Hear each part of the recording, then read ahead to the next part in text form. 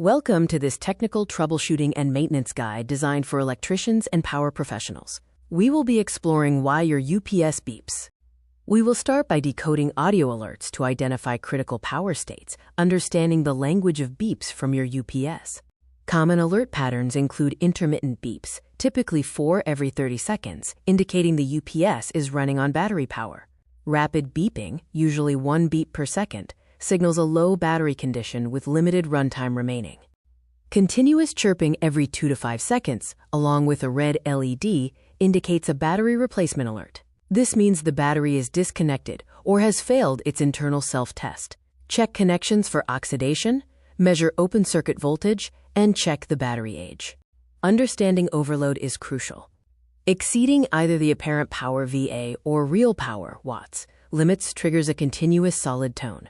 Remember, watts equals VA multiplied by the power factor, which typically ranges from 0.6 to 0.9.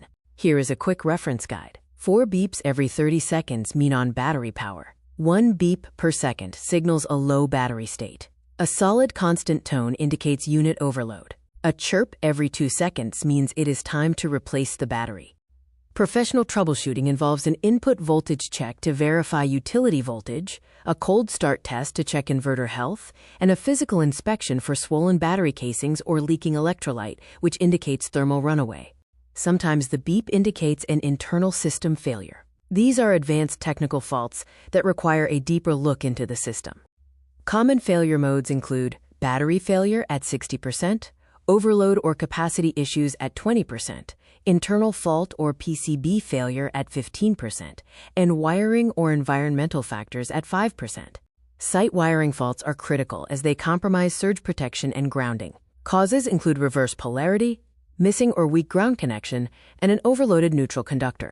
Maintain your UPS with a monthly software self-test, biannual visual inspection and cleaning, load bank testing in year 3, and a full battery swap between years 4 and 5.